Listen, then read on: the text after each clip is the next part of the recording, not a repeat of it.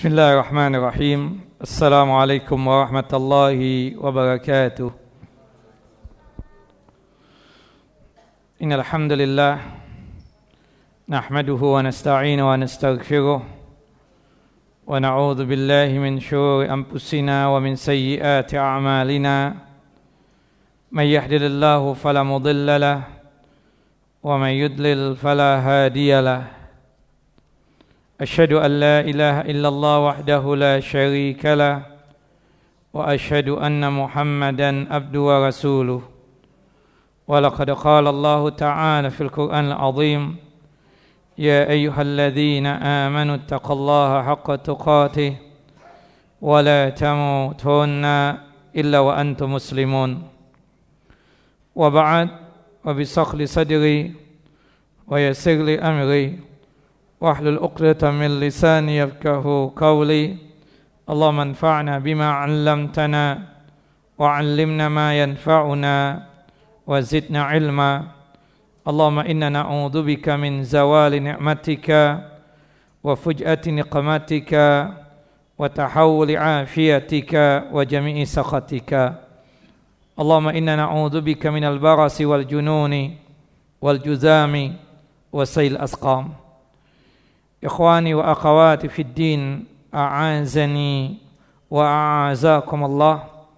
Bapak dan Ibu yang selalu dimuliakan oleh Allahu Jalla Jalaluh, Majlis Ta'lim Masjid Al-Fattah yang selalu dalam lindungan Allah Subhanahu wa taala. Melanjutkan kajian kita, pembacaan kitab Umdatul Ahkam, kumpulan hadis-hadis sahih yang berkaitan tentang hukum-hukum Islam, hadis-hadis yang dikeluarkan oleh Al-Imam Al-Bukhari dan juga oleh Al-Imam Muslim. Kitab ini disusun oleh Al-Allamah Al-Muhaddis Al-Faqih Abdul Ghani bin Abdul Wahid bin Ali Al-Maqdisi rahimahullah rahmatan wasi'ah. InsyaAllah pada malam hari ini kita langsung membahas 3 hadis, karena 3 hadis ini saling berkaitan, yaitu berkaitan tentang tata cara atau sifat mandi dalam masalah mandi besar atau mandi junub. Disebutkan pada nomor hadis 34 dan 35 dari hadis Ibunda Aisyah radhiyallahu anha, dan juga hadis nomor 36 dari hadis Ibunda Maimunah radhiyallahu anha. Kita bacakan hadis dari Ibunda Aisyah radhiyallahu anha, semoga Allah Jalla wa ala meridai beliau. Qalat, berkata, kana Rasulullah sallallahu alaihi wasallam idza iktasala minal janabati ghasala yadayhi wa tawadda'a wudu'ahu lis-salah thumma iktasala thumma yukhallilu bi yadayhi sya'rahu hatta idza dhanna annahu qad aghwa basharatahu afadha alayhi al-ma'a thalatha marratin thumma ghassala sa'ira jasadihi. Kata Ibunda Aisyah, adalah Rasulullah sallallahu alaihi wasallam apabila beliau mandi junub, beliau membasuh kedua telapak tangan beliau, beliau berwudu sebagaimana wudu salat. Artinya berwudu secara sempurna, termasuk yang dibasuh adalah kaki. Ya. Dalam hadis Ibunda Maimunah itu nanti kita akan jelaskan perbedaannya. Dalam hadis Ibunda Maimunah itu kata para ulama mandinya diringkas. Sedangkan dalam hadis Ibunda Aisyah itu akmal, lebih sempurna. Nah, kita bacakan, kemudian Rasulullah SAW melakukan wudu sebagaimana wudu salat. Kemudian beliau mandi, kemudian beliau menggerak-gerakkan jari jemari tangan beliau di kepala beliau, maksudnya keramas, sampai beliau mengira bahwasannya air tersebut masuk ke pori-pori kepala atau akar-akar rambut. Ya. Kemudian beliau mengguyurkan air di kepala beliau sebanyak 3 kali guyuran. Summa ghassala sa'ira jasadihi. Kemudian beliau mengguyurkan air ke seluruh tubuh beliau. Nah, kalau hadis ini sahih dikeluarkan oleh Al-Imam Al-Bukhari dalam kitab sahih beliau pada nomor hadis 273, dan hadis ini juga dikeluarkan oleh Al-Imam Muslim dalam hadis 321. Nah, kalau kita melihat dari hadis Ibunda Aisyah ini, keterangan para ulama, itu tahapan mandi Nabi SAW, itu ada sekitar 9 tahapan. Yang pertama itu membaca bismillah sebelum masuk ke kamar mandi. Kenapa membaca bismillah? Karena nanti pada tahapan yang keempat kita berwudu sebagaimana wudu salat. Nah, kita tidak boleh untuk menyebutkan nama Allah Jalla wa Ala di dalam kamar mandi dengan mengucapkan bismillah tadi. Nah, sekaligus bismillah yang kita baca sebelum masuk ke kamar mandi itu mewakili doa masuk ke kamar mandi. Karena kita tahu di dalam hadis Anas bin Malik dan juga hadis Ali bin Abi Thalib, doa masuk ke kamar mandi itu sebagai berikut: Bismillah, Allahumma inni a'udzubika minal khubusi wal khaba'is. Dengan nama Allah, ya Allah, aku berlindung kepadamu dari syaitan laki-laki dan syaitan perempuan. Kemudian sudah membaca bismillah, masuk ke kamar mandi dengan mendahulukan kaki kiri, kemudian baru kaki yang kanan. Sudah terkunci pintu kamar mandi, baru kita lepas pakaian. Nah, sudah lepas pakaian, baru kita melakukan tahapan yang kedua dari mandi junub ini, yaitu membasuh kedua telapak tangan sebanyak 3 kali. Membasuh kedua telapak tangan sebanyak 3 kali. Kemudian setelah itu membasuh kubul atau kemaluan dengan menggunakan tangan kiri. Yang ketiga, membasuh atau membersihkan kubul atau kemaluan dengan tangan kiri. Yang keempat, berwudu sebagaimana wudu salat, sebagaimana disebutkan di dalam hadis Ibunda Aisyah, secara sempurna. Nah, kalau kita melihat dari hadis Ibunda Aisyah, itu pembasuhan kaki itu sebanyak 2 kali. Pertama pada saat tahapan yang keempat berwudu sebagaimana wudu salat, yang terakhir, yang keduanya itu di tahapan yang terakhir, tepatnya di tahapan yang ke-9. Rasulullah membasuh kaki sebanyak 3 kali basuhan. Nah, kalau dalam hadis Ibunda Maimunah itu pembasuhan kaki itu cuma 1 kali. Jadi ketika melakukan tahapan yang keempat, setelah mengusap kepala dan kedua telinga, untuk pembasuhan kakinya dipending. Nanti dibasuhnya di tahapan yang terakhir. Nah, di dalam hadis Ibunda Maimunah tersebut, pembasuhan kaki itu baru dilakukan di akhir daripada mandi, yaitu di tahapan yang ke-9. Yang jelas tahapan yang keempat ini berwudu sebagaimana wudu salat. Kemudian yang kelima, mengguyurkan air 1 kali guyuran di kepala kita. Mengguyurkan air 1 kali guyuran di atas kepala kita. Kemudian yang keenam, keramas, summa yukhallilu biyadaihi sya'rahu. Rasulullah SAW menggerakkan jari jemari tangan beliau seperti orang menggaruk begitu, maksudnya kalau bahasa kita ini keramas sampai air tersebut masuk ke pori-pori kepala atau masuk ke akar-akar rambut. Ketika beliau sudah merasa air itu masuk ke pori-pori kepala atau akar-akar rambut, baru beliau melakukan tahapan yang ke-7, mengguyurkan air sebanyak 3 kali guyuran di kepala beliau SAW untuk membersihkan hasil keramas tadi itu. 1, bersihkan, 2, bersihkan, 3, bersihkan. Nah, tentu belum bersih. Makanya ada tahapan yang ke-8, yaitu mengguyurkan air ke seluruh tubuh dari kepala hingga kaki. Summa ghasala sa'ira jasadihi. Nabi SAW mengguyurkan air ke seluruh tubuh beliau, yang kalau bahasa kita hari-hari artinya apa? Mandi. Boleh nggak Ustaz pakai sabun pas pada tahapan yang ke-8? Tentunya boleh, kita katakan seperti itu.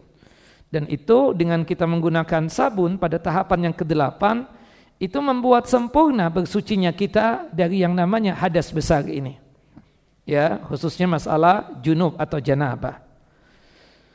Nah, kemudian ketika kita sudah melakukan tahapan yang ke-8, sudah mengguyurkan air ke seluruh tubuh, artinya sebagaimana lazimnya kita mandi di hari-hari kita, sudah berbilas juga, ya, baru nanti kita melakukan tahapan yang terakhir, yaitu tahapan yang ke-9. Mengguyurkan air ke kaki kita sampai ke mata kaki. Wajibnya 1 kali 1 kali, sedangkan sunnahnya itu 3 kali 3 kali.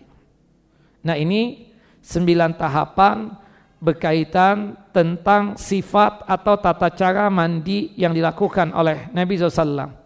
Nah, tahapan mandi tadi itu berlaku untuk mandi wajib, termasuk juga berlaku untuk mandi sunnah.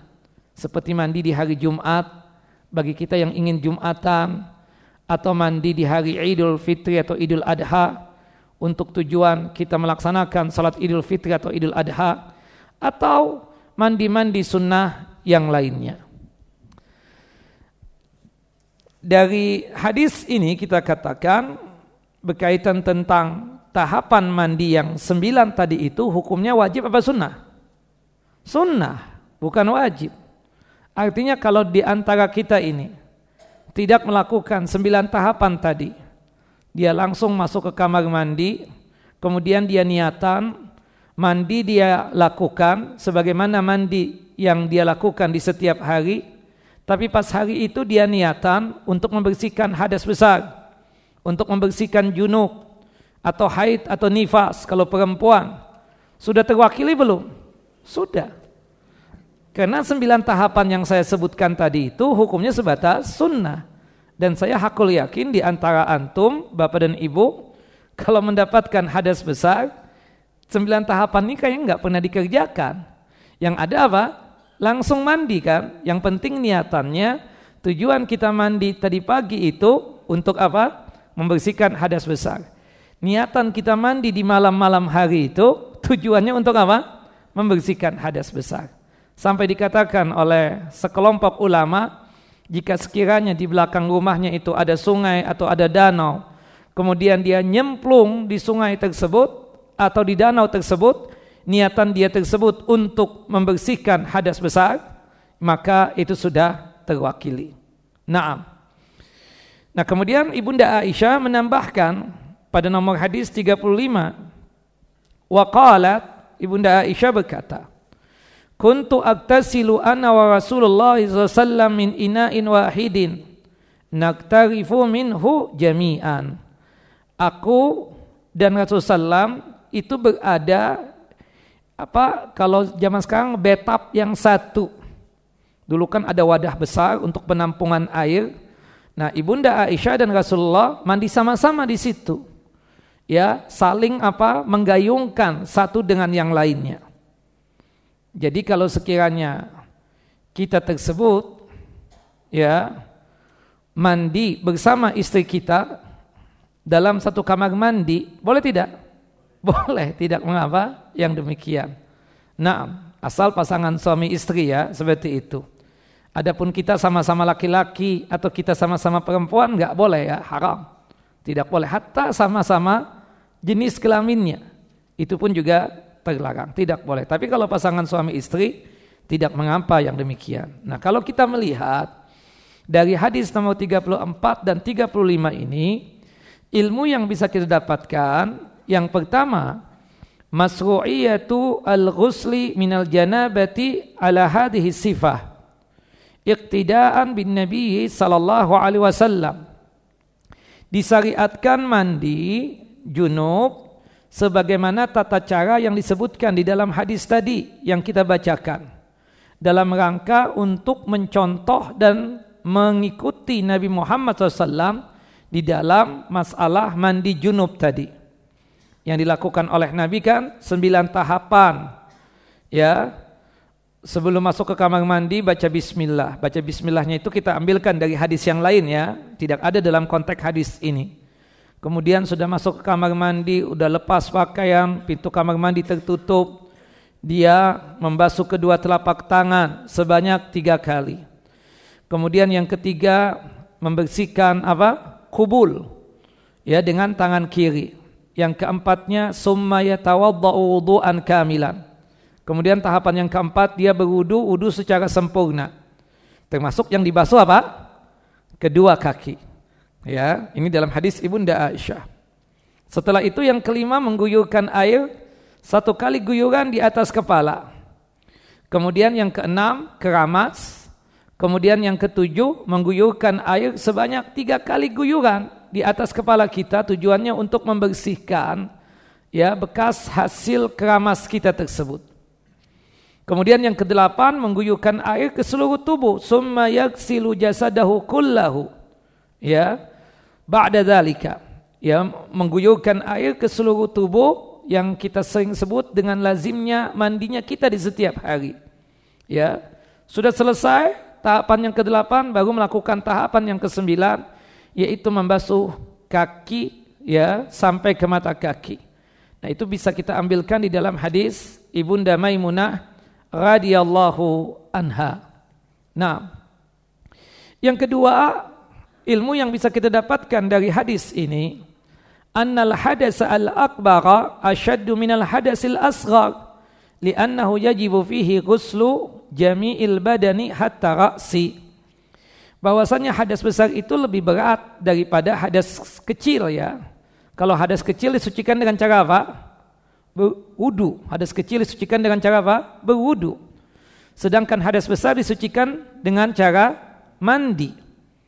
Dan, ya, kalau hadas kecil disucikan dengan cara berwudu, artinya air yang digunakan tersebut sedikit dibandingkan mandi. Yang kedua, anggota badannya terbatas. Wudu itu memang ada 8 tahapan atau 9 tahapan. Tapi yang wajib untuk terkena air dalam masalah berwudu itu cuma berapa anggota badan? Cuma 4. Sebagaimana yang Allah Jalla wa'ala sebutkan di dalam surah Al-Ma'idah, surah yang kelima ayat yang ke-6. Wajah, kemudian tangan sampai ke siku, kemudian yang ketiga mengusap kepala termasuk kedua telinga, kemudian yang keempatnya membasuh kaki sampai ke mata kaki. Sedangkan selain itu berkaitan dengan tahapan-tahapan wudu itu sebatas sunnah, ya. Jadi yang wajib itu cuma 4. Sedangkan mandi wajib itu seluruh tubuh harus terkena air, bukan begitu? Makanya dikatakan di sini untuk hadas besar lebih berat daripada hadas kecil dalam masalah pensuciannya, dikarenakan hadas besar itu harus mengenakan air, ya, ke seluruh tubuh, dari badan sampai ke kepala juga, ya. Dari seluruh badan termasuk kepala. Kita katakan seperti itu. Yang ketiga, dari hadis ini ilmu yang bisa kita dapatkan, annahu yuktafa bi ghuslil jasadi marratan wahidatan, ya, wala yukarriru, bahwasannya dicukupkan membasuh seluruh tubuh dengan air, mengguyurkan air ke seluruh tubuh itu cukup 1 kali. Tidak perlu dia ulangi. Tidak perlu dia ulangi sebanyak 2 kali, 3 kali, tidak perlu. Cukup 1 kali. Makanya kalau kita melihat tentang wudu Nabi itu, tentang air, ya. Untuk berwudu, kadar ukuran airnya berapa? 1 mud. 1 mud ini seperti ini. Segelas ini 1 mud. Cukup untuk berwudu, kan? Tapi kalau mandi, itu berapa? 1 so'. 1 so' itu 4 kali ini. Kita nggak bisa kayaknya, ya kan? Apalagi, ya, untuk kita dalam kondisi yang hidup kepanasan, ya, sepertinya 4 kali nggak cukup. Tapi intinya jangan mubazir dalam menggunakan air. Seperti itu. Jangan mubazir dalam menggunakan air. Jangan tabzir. Jadi ketika kita berwudu, ya, jangan itu Hanafiyahnya, kerannya itu dibuka lebar-lebar, kencang sekali. Mentang-mentang antum gak bayar. Ya kan, seperti itu. Tolonglah dikecilkan. Cukup dengan tetesan-tetesan yang kecil itu antum ambil tuh dengan air tersebut diambil untuk menggunakan wudu. Jangan dibuka kencang, dihabiskan sama sekali. Ya, kita paham bagaimana sunnahnya menggunakan air itu secara sederhana. sehemat mungkin. Jangan tabzir. Termasuk juga apa? Mandi. Kalau zaman dulu, sekarang masih ada juga kan, bak mandi masih ada. Kalau sekarang rata-rata orang mandi mungkin dari apa? Shower, having the shower gitu. Itu airnya agak sedikit hemat itu.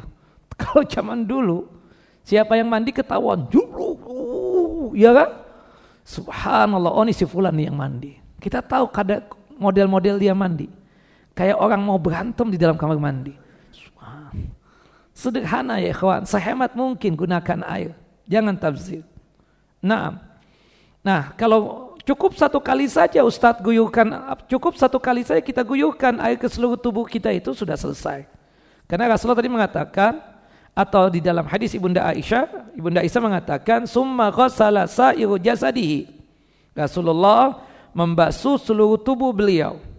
Tidak disebutkan falam tuqayyiduhu bi'adadin. Ibunda Aisyah tidak mengaitkan dengan bilangan atau jumlah tertentu, tidak. Berarti menunjukkan itu cuma satu kali saja. Yang keempat dari hadis ini, ilmu yang bisa kita dapatkan juga, jawazu iktisali rajuli ma'a imra'atihi min ina'in wahidin. Dibolehkan pasangan suami istri untuk mandi bersama-sama di bejana atau di tempat yang satu, seperti di bathtub kalau zaman sekarang. Bolehkah? Boleh. Wa anna dzalika la yu'athiru fi taharatil ma'. Kalau kita kumpul mandi sama-sama dengan pasangan kita, itu pasangan suami istri, itu tidak ada pengaruhnya dalam kesucian air tersebut. Wa jawazu ru'yati kulli wahidin minhuma ya auratal akhar. Boleh di antara pasangan itu saling melihat auratnya. Yang namanya suami, pasti kita tahu dong auratnya istri kita. Baik aurat yang induk ataupun aurat yang atas, kita katakan, ya. Istri kita juga tahu aurat induknya kita kan, seperti itu. Tidak mengapa, asal pasangan suami istri, seperti itu. Sebagaimana dilakukan oleh Nabi dengan istri beliau, kan seperti itu. Dan di situ disebutkan di dalam surah Al-Mu'minun, ya, bolehnya kita itu melihat auratnya istri kita dan bolehnya kita melihat aurat suami kita atau pasangan suami istri tersebut saling ya melihat auratnya masing-masing, itu berdasarkan firman Allah dalam surah Al-Mu'minun ayat 5 sampai ayat 6. Allah Jalla wa Ala berfirman, walladzina hum li furujihim hafizun. Mereka yang beriman, yang bertakwa kepada Allah Jalla wa Ala adalah orang-orang yang selalu menjaga kemaluannya. Illa ala azwajihim aw ma malakat aymanuhum fa innahum ghairu malumin. Bahwasanya kecuali untuk istri-istrinya, maka tidak mengapa yang demikian. Nah, kemudian yang kelima dari hadis ini, Bapak dan Ibu yang dimuliakan oleh Allah Jalla wa Ala, ilmu yang bisa kita dapatkan adalah al-hadisu dalilun ala anna wad al-junubi yadahu ya fil ina alladhi fihi ma ghuslihi la yaslibuhu at-tuhuriyah wa dhalika anna al-yada idza kanat nadhifatan laysa 'alayha qadarun jaza idkhaluha fil ina li'annahu laysa syai'un min a'dha'il junub najsan bisababi kaunihi junuban. Naam. Hadis ini menunjukkan bahwasanya kita yang junub meletakkan tangan kita di bejana tadi itu, di bathtub yang ada air, yang sudah ditampung oleh air, itu tidaklah mengakibatkan air yang digunakan untuk mandi itu berpengaruh terhadap kesuciannya. Yang demikian dikarenakan tangan itu jika kondisinya bersih, tidak ada kotoran di tangan tersebut, maka boleh kedua tangan ini kita masukkan di bejana, di wadah atau di bathtub yang ada air tadi atau di tempat penampungan air tadi itu. Karena sesungguhnya berkaitan dengan itu, ya itu tidak ada kaitannya dengan anggota-anggota badan yang junub yang dianggap sebagai najis, tidak. Disebabkan keadaan dia junub tadi bukan berarti kondisinya itu, tangan-tangan tadi itu dia junub nih. Bukan berarti kondisi tangan dia, tubuh dia itu najis. Sama sekali tidak. Naam. Walau kanatil janabatu tattasilu bil ma'i hakaman lima jaza lil junub ayyud khila yadahu fil ina'i hatta yukmilu taharatahu, ya hatta yukmila taharatahu wa yazulu hadasal janabati anhu. Naam. Jika sekiranya ya ketika mendapatkan junub tersebut ya tidak dibolehkan untuk memasukkan tangan ke air tadi. Kenapa? Tadi kan diizinkan kalau melihat prakteknya Nabi mandi sama-sama dengan istri beliau, ya kan? Dengan ibunda Aisyah di antaranya. Dan di situ bahwasanya orang yang junub memasukkan tangannya ke wadah yang ada air, ke tempat yang ada air. Untuk apa? Agar sempurna bersucinya dia dan hilang hadas junubnya tersebut. Nah, kemudian falamma jaza idkhaluha fi asna'il ghusl ulima annal janabata laysat mu'athiratan fi mubasyaratil ma bil yad. Fala mani'a min idkhaliha awalan ka idkhaliha wasatan. Jika sekiranya di pertengahan kita mandi diizinkan untuk masukkan kedua tangan ini ke tempat yang ada airnya seperti bathtub, ya, ada airnya sudah kita tampung. Di pertengahan boleh kita masukkan tangan kita tersebut ke air yang ada di bathtub tadi. Kalau sekiranya itu dibolehkan dan itu tidak ada pengaruhnya dengan kesucian air kalau kita memasukkan tangan secara langsung ke air tersebut, ya, dan tidak ada penghalangnya jika kita memasukkan kedua tangan ini dari awal, ya, dikarenakan ketika di pertengahan dibolehkan kok. Ya, kalau sekiranya di pertengahan dibolehkan, maka di awal kita mau mandi pun seharusnya lebih dibolehkan lagi, seperti itu. Tujuannya tidak lain apa? Supaya lebih bersih. Gak mungkin kita gak pegang-pegang tubuh kita, gak mungkin juga kita gak pegang-pegang air tersebut. Terasa tidak mungkin yang demikian. Jadi kalau kita junub itu tidak ada pengaruhnya dengan kondisi anggota tubuh kita, termasuk tangan, ya. Tangan itu tidak mengakibatkan jadi najis, seperti itu. Wallahu a'lam bishawab. Yang keenam dari hadis ini, Bapak dan Ibu yang dimuliakan oleh Allah Jalla wa Ala, ilmu yang bisa kita dapatkan, anna af'ala an-nabi sallallahu alaihi wasallam hujjatun syar'iyyatun yustadallu biha ka aqwalihi. Bahwasannya perbuatan Nabi SAW itu adalah termasuk hujjah yang disyariatkan, sebagaimana kita berdalil, berhujjah dengan sabda dan ucapan Nabi SAW. Karena kita tahu hadis itu apa sih? Sunnah itu sabda Nabi, ucapan Nabi SAW.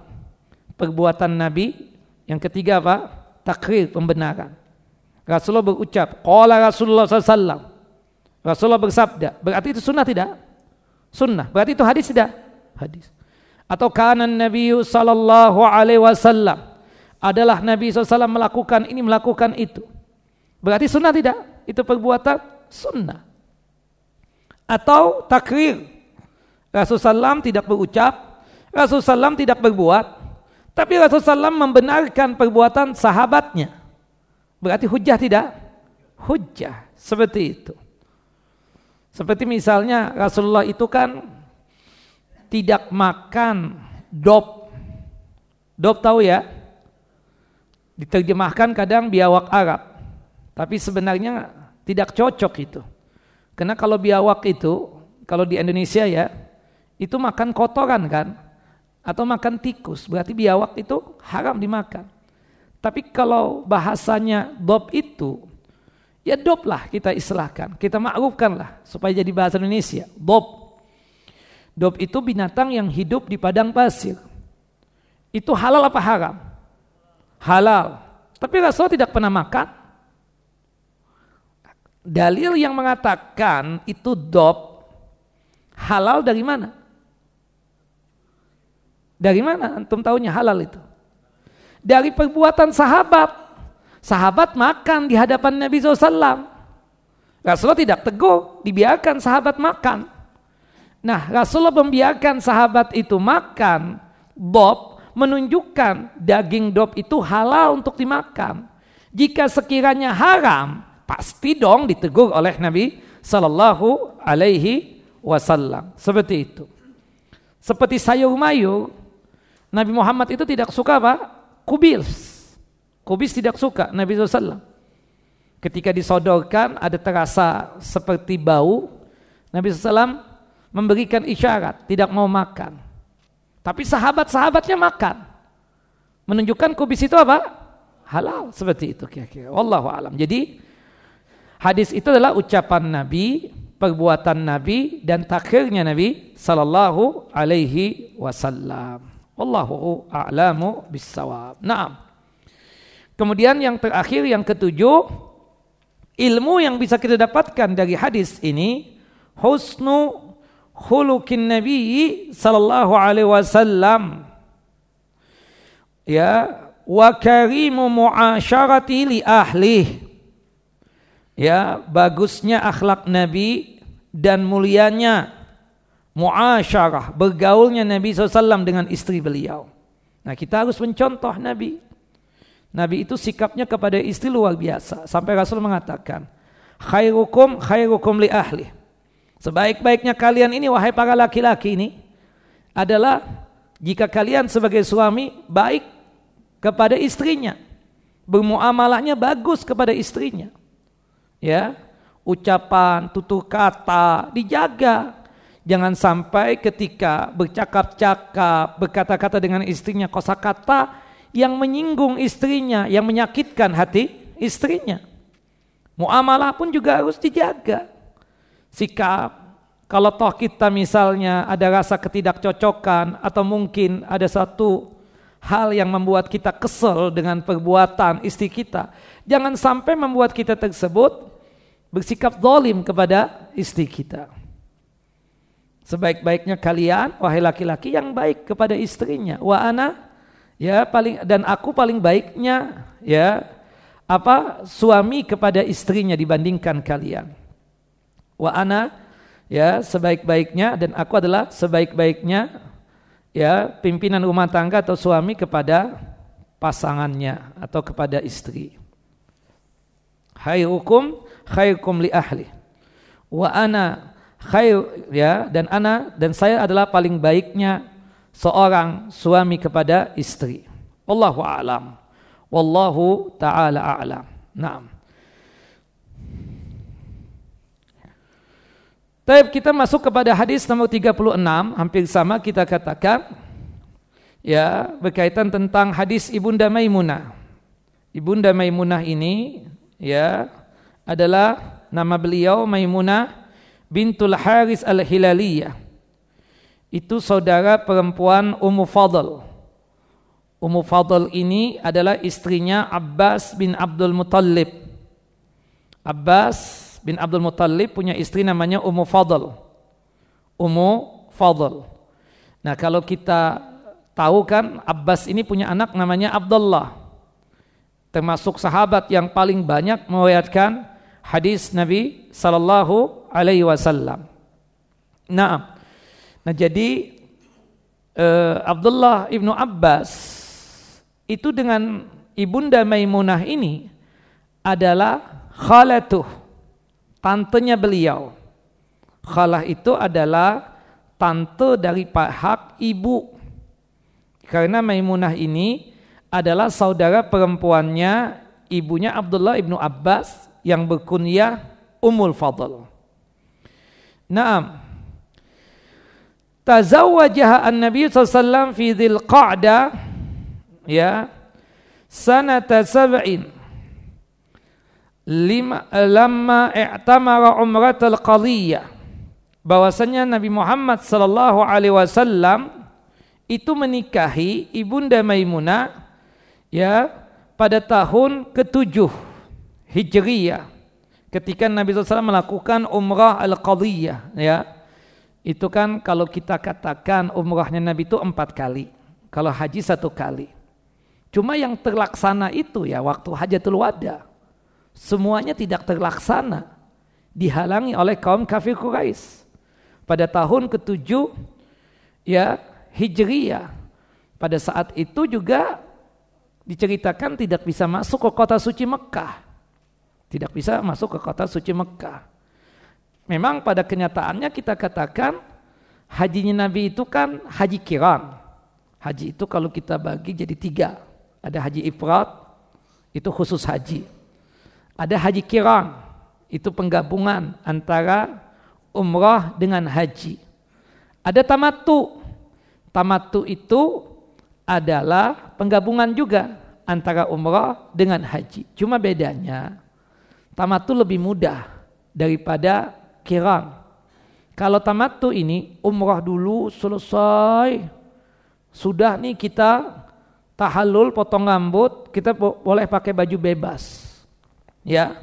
Nanti pada tanggal 8 Zulhijjah hari Tarwiyah kita pakai baju ihram lagi. Itu haji tamattu.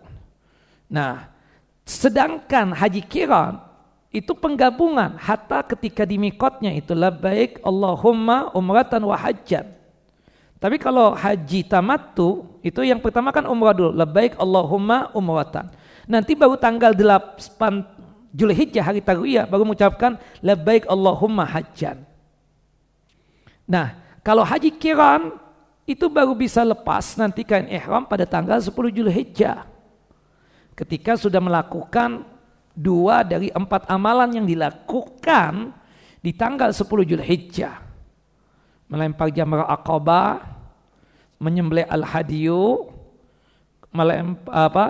bercukur, gundul, cukur rambut, kemudian tawaf ifadah. Pilih 2 di antara 4 tadi, berarti sudah tahallul. Tapi tahallulnya pertama, bukan tahallul yang kedua. 4-4-nya baru kita katakan dia tersebut tahallul yang kedua. Artinya kalau tahallul yang pertama itu seluruhnya halal kecuali istrinya. Ya, istrinya baru halal kalau 4-4-nya sudah dia kerjakan. Nah, ini sedikit ya. Jadi kejadian umrah yang betul-betul ada contohnya berkaitan dengan manasiknya ya Hajatul Wada itu. Sedangkan kita katakan memang 4 kali, tapi semuanya tersebut tidak terjadi secara sempurna karena dihalangi oleh kaum kafir Quraisy. Nah, kemudian disebutkan ya Ibunda Maimunah ini dikawin oleh Nabi SAW setelah suaminya yang bernama Ubay, ya, atau disebutkan di sini nama suaminya tersebut, ya, wadzalika ba'da mauti zaujiha, ya, Abi Ruhmin bin Abdul Uzza. Jadi Abu Ruhmin bin Abdul Uzza, ya, meninggal dunia dan kemudian ketika masa iddah habis 4 bulan 10 hari.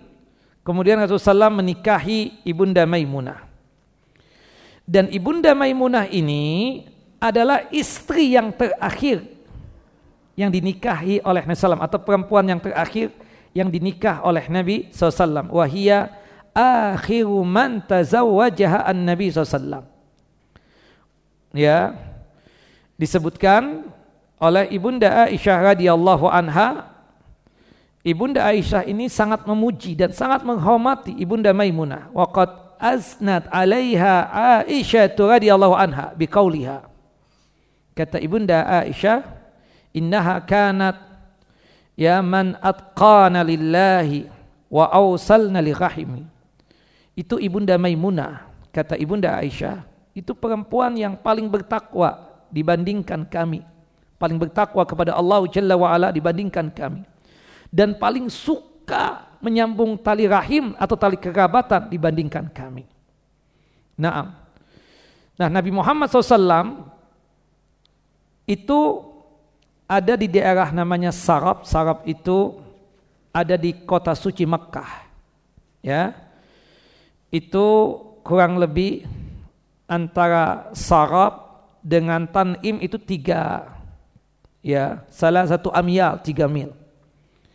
Rasulullah SAW, ya, di situ disebutkan membuatkan rumah buat beliau, dan Ibunda Maimunah meninggal di situ pada saat di zaman kekhilafahan Muawiyah pada tahun 51 Hijriyah. Wallahu a'lam. Nah, di antara hadis dari jalurnya Ibunda Maimunah itu berkaitan tentang hadis mandi junub juga. Dikatakan di sini, qalat Ibunda Maimunah bintil Haris berkata, wada'a Rasulullah wudu'ahu al-janabah. Rasulullah SAW meletakkan air yang digunakan untuk mandi junub. Fa'aqfa'a biyaminihi ala yasarihi marrataini aw salasan. Rasulullah SAW membasuh kedua telapak tangan beliau, yang kanan ditempelkan ke kiri itu sebanyak 2 kali atau 3 kali. Nah, summa ghasala farjahu. Rasulullah SAW membasuh kemaluan beliau menggunakan tangan kiri, ya kan? Itu penggabungan dengan hadis Ibunda Aisyah yang kita sebutkan tadi. Ada berapa tahapan mandi Nabi? 9 tahapan. Nah, disebutkan juga dalam hadis ini, summa daraba yadahu bil awil haid.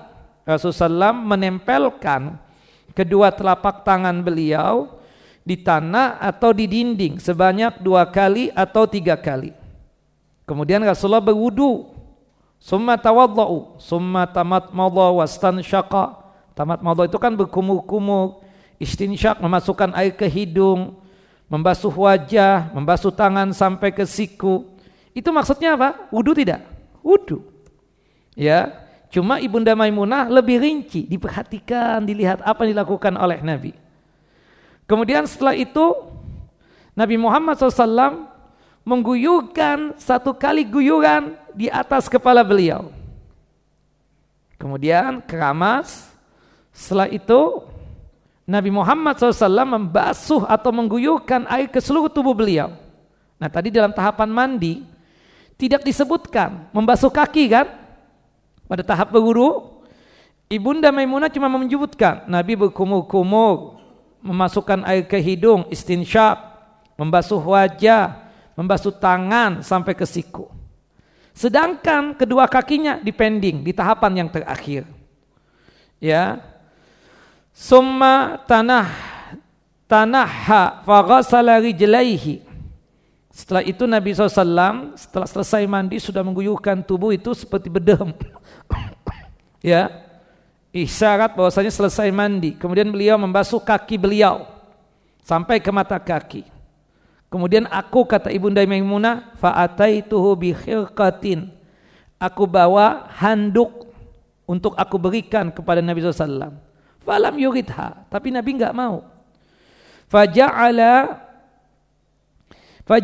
yanfudul ma'a biyadihi. Bahwasannya Nabi Muhammad SAW masih mengguyurkan sisa-sisa air tersebut masih ada di tangan beliau. Naam. Nah, di sini ada beberapa poin yang ingin kita bahas, ya. Yang pertama, ilmu yang bisa kita dapatkan dari hadis ini, jawazu al-isti'anati bi ihdari ma'il ghusl wal wudu, ya, mislihi. Boleh kita meminta bantuan untuk minta dihadirkan, ya, atau dibawakan air untuk mandi atau untuk berwudu. Sama seperti itu. Sebagaimana disebutkan dalam riwayat Al-Imam Al-Bukhari dan semakna dengan itu yang diriwayatkan oleh Imam Muslim. Ya, sebagaimana tadi di dalam hadis bahwasannya untuk air untuk mandi sudah disediakan. Ya. Kemudian dibawa oleh Nabi sallam air mandi tersebut untuk, ya, mandi dan berwudu sekaligus. Yang kedua dari hadis ini, ilmu yang bisa didapatkan, masru'iyatu al-ghusli minal janabah ala hadhihi sifah. Bahwasanya disyariatkan juga mandi junub sebagaimana disebutkan di dalam hadis Ibunda Maimunah Sama sebagaimana yang tadi disebutkan dalam hadis Ibunda Aisyah. Tujuannya apa? Tujuannya tersebut ya untuk mencontoh Nabi. Dua hadis ini saling menguatkan. Di dalam hadis Ibunda Aisyah tidak disebutkan ya tentang masalah apa? Membersihkan kubul. Dalam hadis Ibunda Maimunah disebutkan. Kalau dalam hadis Ibunda Aisyah, Rasulullah berwudu secara sempurna. Tapi di dalam hadis Ibunda Maimunah, Rasulullah SAW untuk pembasuhan kaki itu dilakukan oleh Nabi di mana? Di akhir. Menurut para ulama, di dalam hadis Ibunda Aisyah itu lebih sempurna. Seakan-akan pembasuhan kaki yang dilakukan dalam hadis Ibunda Aisyah itu sebanyak 2 kali. Yang pertama pada tahapan yang keempat, yang kedua pada tahapan yang ke-9. Tapi dalam hadis Ibunda Maimunah itu cuma pada tahapan yang terakhir, yaitu pada tahapan yang keberapa? Yang ke-9. Nah. Kemudian disebutkan yang ketiga dari hadis ini, ilmu yang bisa kita dapatkan, annahu la yukarriru ghusla jasadihi bal ya'ummuhu bi ghuslatin wahidatin wa taqaddama dzalika fi hadisi Aisyah radhiyallahu anha. Bahwasanya Nabi Muhammad tidak mengulangi untuk pembasuhan badan ini untuk mengguyurkan air cuma berapa kali? 1 kali, tidak diulangi sebanyak 2 kali atau lebih daripada itu. Tapi Rasulullah mengalirkan tuh air ke seluruh tubuh dari kepala sampai ke kaki 1 kali saja. Sebagaimana yang ini juga disebutkan di dalam hadis Ibunda Aisyah. Tapi pertanyaannya, kalau lebih daripada 1 kali, kayak kita kan tentu lebih banyak airnya, bukan begitu? Bolehkah? Boleh. Tidak mengapa yang demikian. Kalau kita merasa belum bersih, kemudian kita guyurkan lagi air ke tubuh kita, boleh tidak? Boleh. Lakin lau zada 'alal ghuslah al-wahidah liqasdin nadhafah ka izalati asari sabun masalan fala ba'sa. Tapi kalau kita menambah lebih daripada 1 kali basuhan untuk tujuan kebersihan, ya, untuk menghilangkan bekas sabun misalnya, untuk apa kita katakan, untuk berbilas, maka tidak mengapa yang demikian. Kemudian kalau kita lihat dari tekstual hadis Ibunda Maimunah, anna Nabi SAW lam yaksil rijlaihi ma'a wudu'ihi. Nabi SAW pada tahapan yang keempat, ya, pada saat berwudu tidak membasuh kedua kaki beliau pada saat berwudu tersebut. Wa innama akharahuma ila nihayatil ghusli. Tapi Rasulullah SAW mengakhirkan pembasuhan kedua kaki tersebut di akhir mandi, tepatnya di tahapan yang keberapa? Yang ke-9. Sedangkan hadis Ibunda Aisyah radhiyallahu anha annahu ya ghasalahuma ma'a wudu'ihi. Di tahapan yang keempat, Nabi SAW dalam hadis Ibunda Aisyah itu berwudu secara sempurna, termasuk yang dibasuh kedua kaki. Nah, wala'alla hadza mahmulun ala jawazil amraini. Nah, ini 2 hadis ini kan ada. Mudah-mudahan ini kita katakan menunjukkan kebolehannya untuk kita melakukan satu di antara 2 hal tersebut. Tidak mengapa yang demikian. Naam. Taib. Nah, tadi kan ada cerita Nabi tadi menempelkan kedua telapak tangan di mana? Di tanah atau di tembok. Apakah kita harus begitu juga? Iya kan? Au anna ghuslahuma fima ba'da bima ba'd li izalati ma 'allaqa bihima minatin fa in kana al-mawdhi nadhifan. Ya, boleh begitu kita lakukan jika tempat mandi kita itu bersih. Ya. Sebagaimana yang kita dapatkan mungkin di kamar mandi kita sekarang, tapi itu juga tidak mungkin ya. Kata-kata kita tinggalkan itu. Meletakkan apa? Kedua tangan kita di tembok itu. Bahkan bisa membuat, maaf ya, tembok tersebut menjadi apa? Menjadi bekas tangan kita tadi itu. Tapi di sini fala hajata li ta'khiri ghusli rijlaini.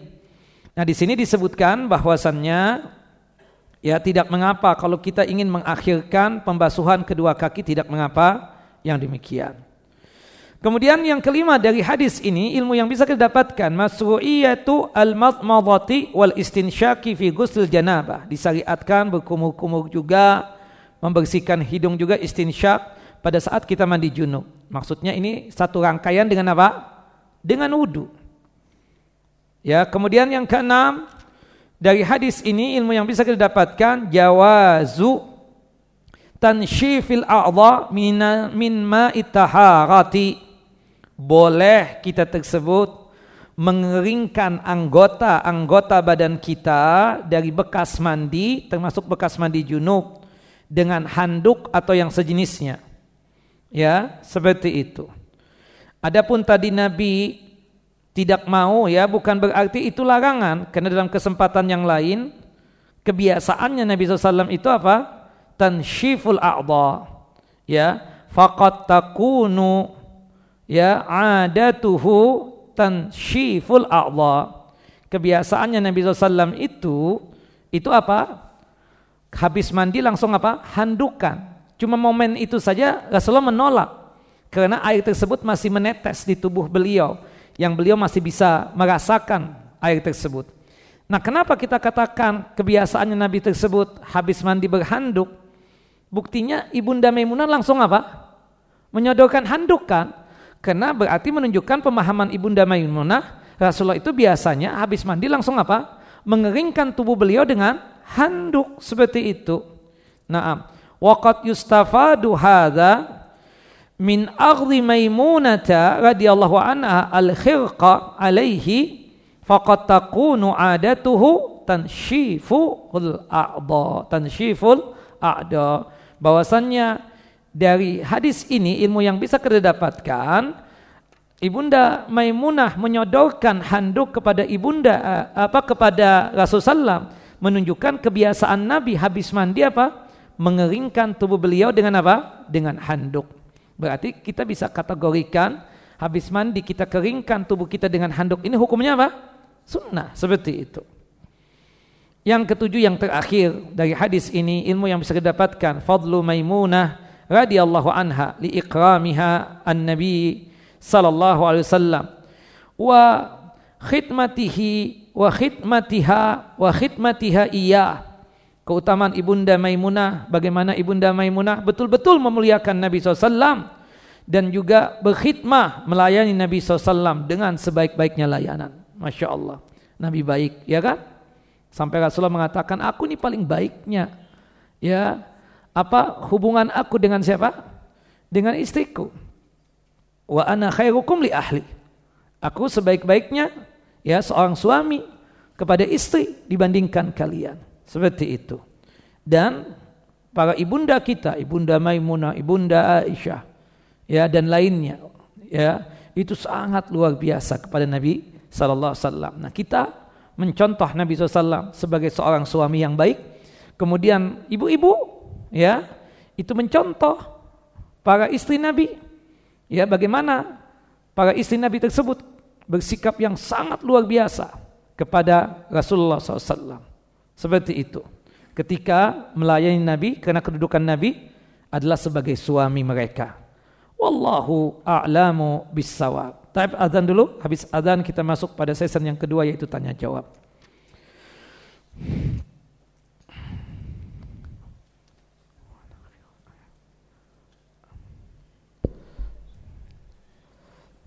Allahu akbar, Allahu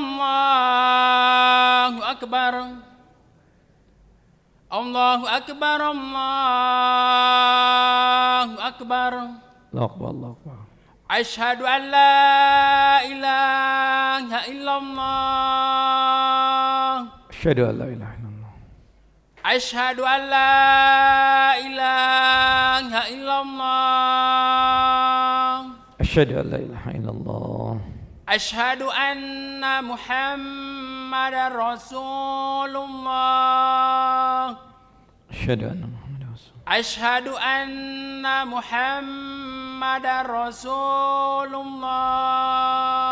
Asyhadu anna Muhammadar Rasulullah. Hayya 'ala shalah.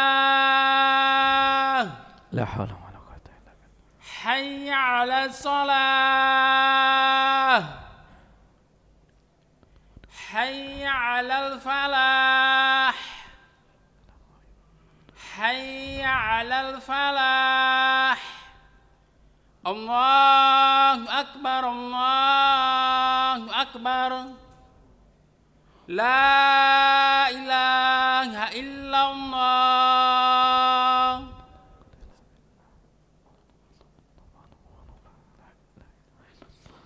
اللهم صل على محمد وعلى آل محمد كما صليت على إبراهيم وعلى آل إبراهيم إنك حميد مجيد اللهم بارك على محمد وعلى آل محمد كما باركت على إبراهيم وعلى آل إبراهيم إنك حميد مجيد اللهم وعلى آل محمد كما باركت على إبراهيم وعلى آل إبراهيم إنك حميد مجيد.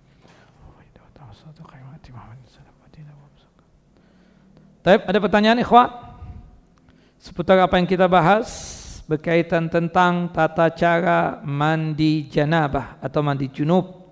Kita sudah selesai dari hadis ini, hadis nomor 34, 35 dan juga 36.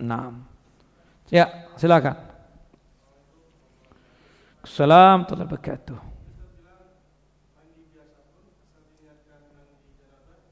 Sudah berwakili. Enggak ada masalah yang demikian. Cuma kan kalau antum kondisinya batal. Jadi para ulama itu mengatakan mandi itu lebih sempurna daripada wudu. Jika sekiranya antum mandi sekaligus niatan untuk berwudu, maka itu sudah terwakili. Cuma ahsannya, lebih baiknya, lebih bagusnya, alangkah baiknya antum setelah mandi itu berwudu lagi. Apalagi mandinya tadi tidak mengikuti 9 tahapan tadi itu. Ya. Yang kedua, kenapa dianjurkan untuk berwudu lagi habis mandi? Kemungkinan besar antum batal. Pernah enggak antum merasa ketika mandi itu buang angin? Banyak di antara kita seperti itu. Ya, pastinya juga ketika mandi juga antum sabunan. Dan termasuk yang disabuni bagian mana? Bagian kubul. Terlepas ada khilaf di kalangan para ulama tentang apakah memegang kemaluan secara langsung dan sengaja membatalkan wudu ataukah tidak. Nah, keluar dari khilafnya ulama apa? Kita berwudu lagi deh. Berdasarkan hadis dari Ibunda Aisyah dan hadis Abu Hurairah, man massa dzakarahu falyatawadda. Barang siapa memegang kemaluannya secara langsung dan sengaja, maka hendaknya dia apa? Berwudu. Ya. Nah, kondisi-kondisi seperti inilah kita katakan yang mengakibatkan kita itu setelah mandi apa? Berwudu. Karena kemungkinan besar jika sekiranya kita buang angin, batal enggak wudu kita yang kita lakukan di tahapan yang keempat tersebut? Batal lah. Berarti nanti setelah selesai mandi kita berwudu lagi enggak? Berwudu lagi seperti itu kira-kira. Wallahu a'lamu bissawab. Naam. Assalamualaikum warahmatullahi wabarakatuh.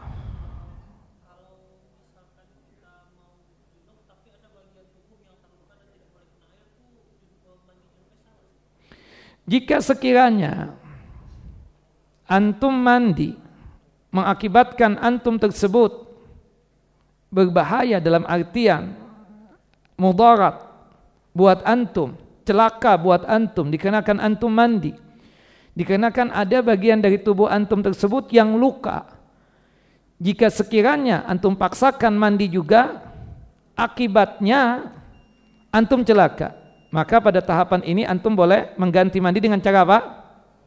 Tayammum. Sebagaimana yang terjadi dengan seorang sahabat. Sebagaimana disebutkan dalam hadis Jabir bin Abdullah radhiyallahu anhuma. Ada sekelompok sahabat melakukan safar. Rasulullah tidak ikut. Tahu-tahu ada salah satu dari sekelompok sahabat yang safar ini terkena batu di kepalanya. Bocor kepalanya, mengeluarkan darah. Qadarallah, malam harinya dia mimpi basah, berarti junub, hadas besar. Sebelum salat subuh, dia tanya sama sahib-sahibnya, sama teman-temannya yang bersafar dengan dia. Hal tajiduna li rukhsatan an atayammama? Antum kan tahu, kemarin aku ini terkena batu nih kepala, bocor, cuma takdirnya tadi malam mimpi basah. Menurut kalian aku ada rukhsah enggak untuk tayammum? Sahabatnya ngomong tanpa ilmu. Mana jidulaka rukhsatan anta tayammama? Kami tidak mendapatkan antum ini rukhsah keringanan untuk tayammum sebagai pengganti mandi. Apa yang terjadi? Fagtasala, sahabat ini mandi. Famata, habis mandi meninggal dunia. Sekembalinya dari safar sudah sampai ke Madinah, diceritakan kepada Nabi tentang kasus ini. Rasulullah SAW marah sampai mengatakan apa? Qatalu, mereka yang berfatwa tanpa dalil tadi, yang menyuruh sahabat kita itu untuk mandi padahal dia sakit, kepalanya bocor, tapi tetap disuruh mandi, dia atau mereka sama saja telah membunuh sahabat kita. Qatalahumullah, semoga Allah membunuh mereka. Ala sa'alu idza lam ya'lamu, alangkah baiknya mereka yang tidak tahu itu bertanya dong tentang hukumnya.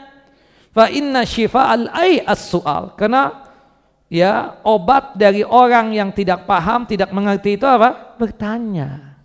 Cukup dia tayamum, kata Nabi sallallahu alaihi wasallam. Nah, jika antum sakit dari tubuh yang terkena air tadi, jika antum mandi membahayakan buat diri antum, apalagi dokter wanti-wanti, jangan mandi dulu karena antum sakit, maka diganti dengan apa?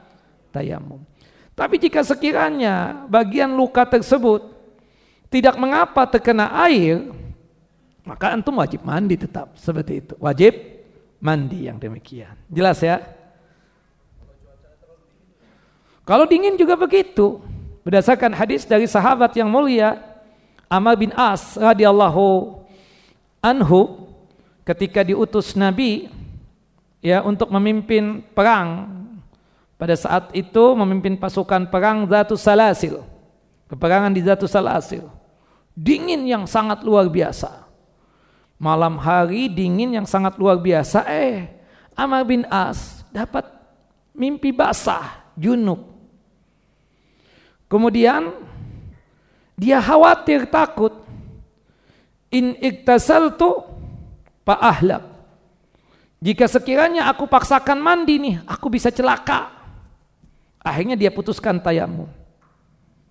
Akhirnya dia tayamum. Nah, di antara pasukannya tersebut rupanya ada yang tahu, ini Amr bin As junub, tapi tetap memimpin sholat. Terjadi perdebatan di antara makmum, boleh atau enggak. Tapi tetap Amr bin As tetap menjadi imam sholat subuh pada waktu itu. Sekembali dari peperangan, ketemu dengan Nabi. Nabi memanggil, ya Ammar, tusalli bin nas wa anta junub. Antum ini mengimami sholat untuk sahabat antum dalam kondisi junub.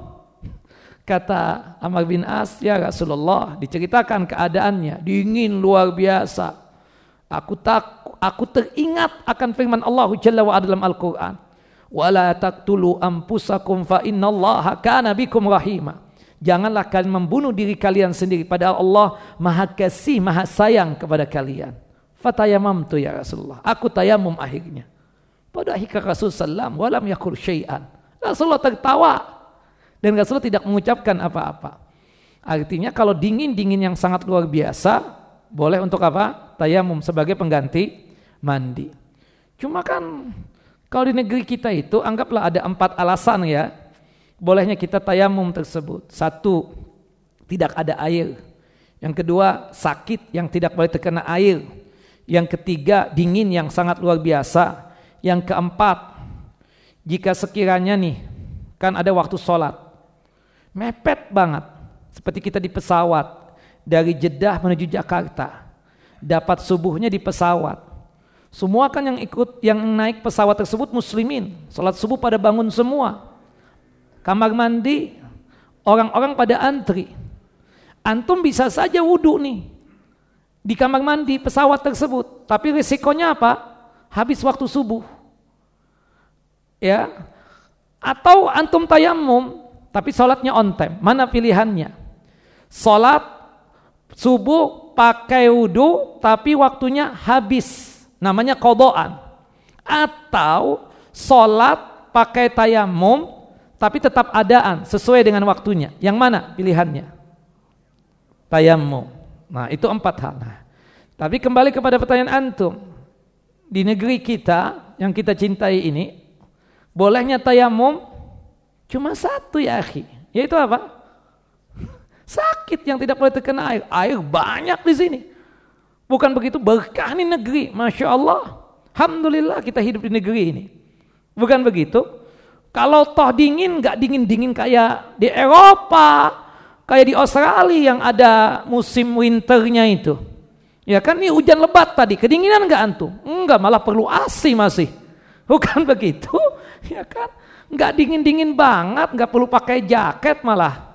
Iya kan? Yang ketiga, ya kondisi yang tadi itu, yang keempat, itu sekali-sekali kita dapatkan kasusnya. Nah, jadi rata-rata yang kita dapatkan untuk tayamum itu cuma satu alasan, yaitu jika apa? Kita sakit yang tidak boleh terkena air.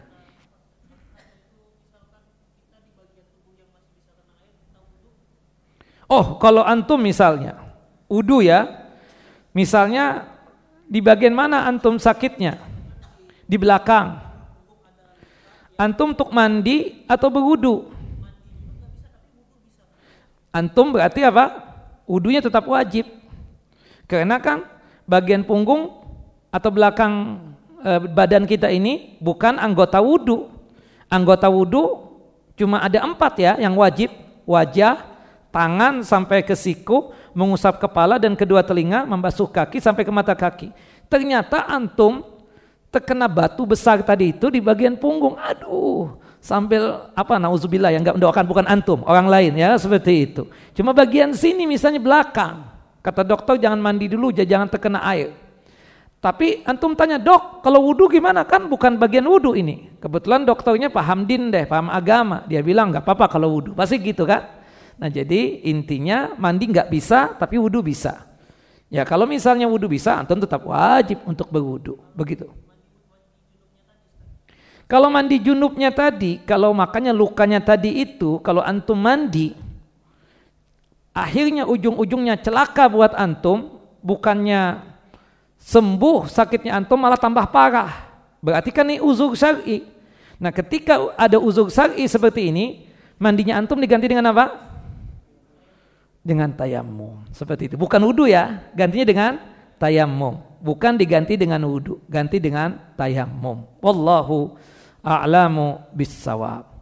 Wa sallallahu nabiyana Muhammad wa ala ali Muhammad kama sallaita ala Ibrahim wa ala ali Ibrahim innaka Hamidun Majid. Allahumma barik ala Muhammad wa ala ali Muhammad kama barakta ala Ibrahim wa ala ali Ibrahim innaka Hamidun Majid. Subhanakallahumma wa bihamdika asyhadu an la ilaha illa anta astaghfiruka wa atubu ilaik. Assalamualaikum warahmatullahi wabarakatuh.